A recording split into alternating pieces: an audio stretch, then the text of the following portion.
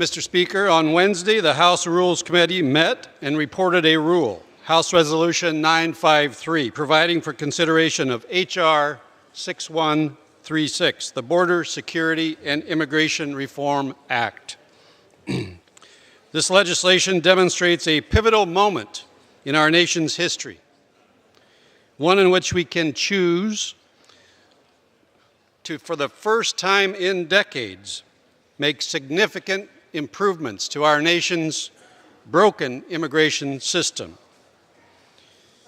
Mr. Speaker, I've been in this body for just about 3.5 years, and throughout that period of time, and even before, as I was working to become a congressman, I have always been clear with the people of the 4th Congressional District of the state of Washington that fixing our broken immigration system is a top priority, and one that I believe my district, our state, and the entire nation desperately need.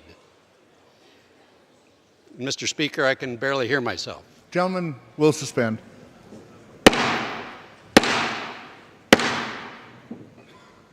Please take your conversations off the floor.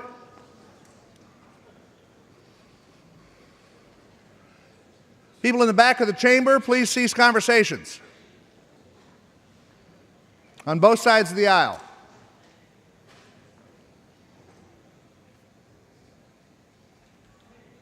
Gentleman from Washington. Thank you, Mr. Speaker. With the rule that we bring forward today, I can look my constituents in the eye, and with certainty, I can tell them that I believe that this legislation, the underlying bill, this consensus legislation that we have before us, is the best opportunity this body has had in many, many years, in fact, decades, to get something signed into law and to make a true, lasting, substantive difference to improve our broken immigration system. Well, it may not be perfect, few bills are, but H.R. 6136, the Border Security and Immigration Reform Act, includes several main tenets to addressing our immigration crisis. And I should add, is the only bill that we are considering which includes all 4 pillars that the President on numerous occasions has stated must be a part of any legislation that he will sign into law. First, this legislation includes desperately needed appropriations for border security. The bill appropriates funding for further construction of the border wall, as well as technology and personnel and modernization of our ports of entry. Our border security system is broken and must be fixed. And so I would look to my fellow conservatives and say, this is our one shot to get this done. This is our one opportunity to live up to the commitment we gave to our constituents when we said we would secure our border. Mr. Speaker, I truly believe that this is our only chance, and we can't waste it. We can't squander it. Let's get our border secured once and for all and keep our commitment to our people. It also includes a desperately needed solution for the DACA population. And I've shared with many of my colleagues time and again that I have the second highest number of DACA recipients in my district in the state of Washington out of the entire Republican conference. A full third of Washington State's DACA population lives in my district of Central Washington. And I can tell you I've met with literally hundreds of them, including just this week, Monday afternoon, I met with about a half a dozen of these young people. They're smart, hardworking, respectful, caring members of our community.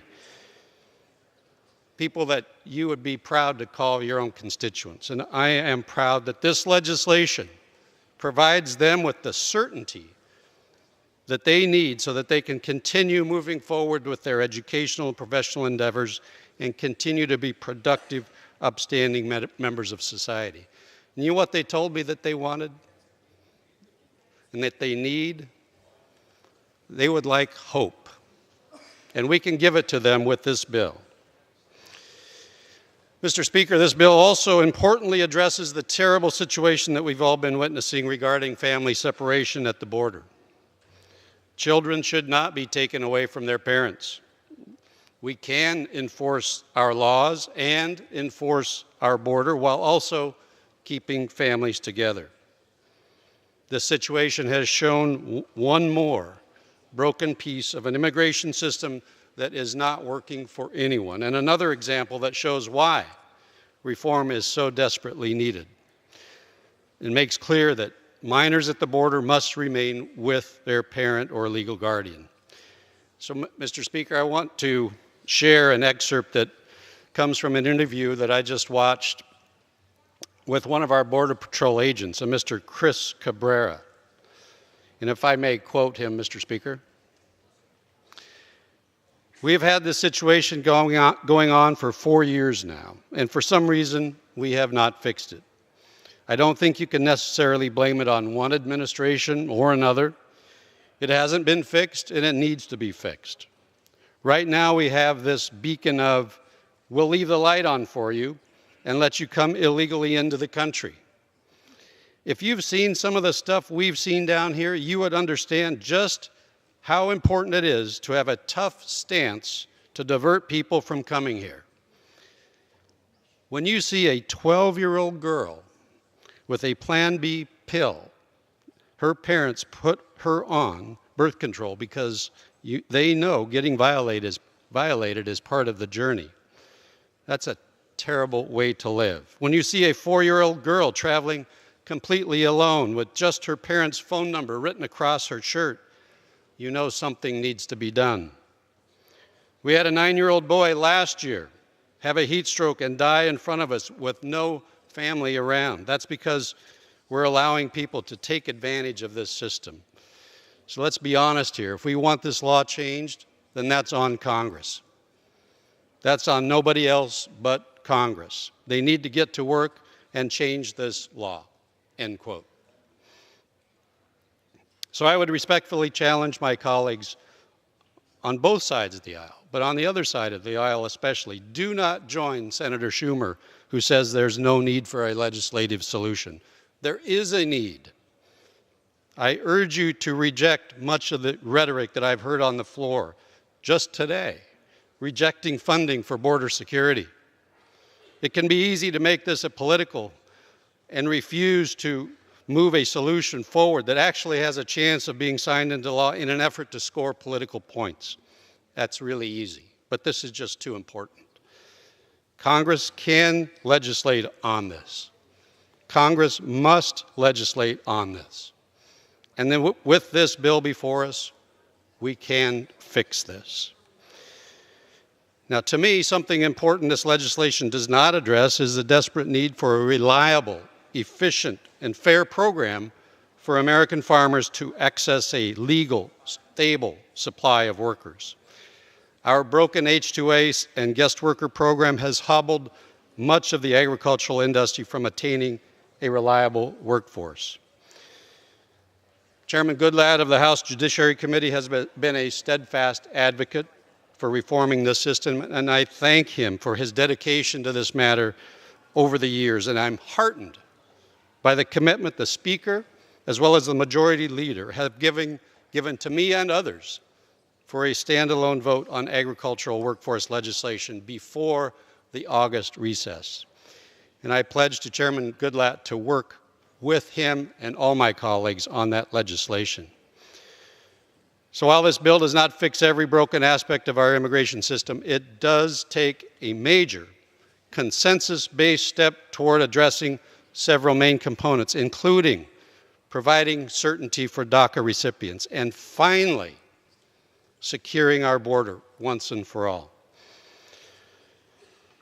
Honestly, Mr. Speaker, many of my constituents are asking me a pretty hard question. Why isn't this bill bipartisan? Why aren't any Democrats supporting it? And I don't know the answer to that, but it may be just as simple as this: because it is actually something the President will sign into law.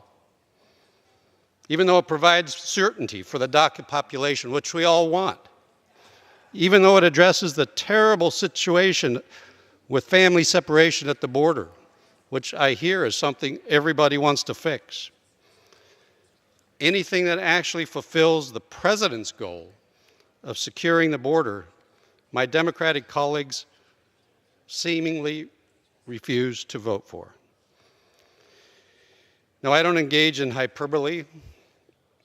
I don't think that, but I do not think it's hyperbolic to say that my Democratic colleagues may not want to secure our border or enforce our immigration laws. That's what I see. It's clear to me their desire to not give the president a, quote, win is more important than their desire to actually fix and find a solution to these issues.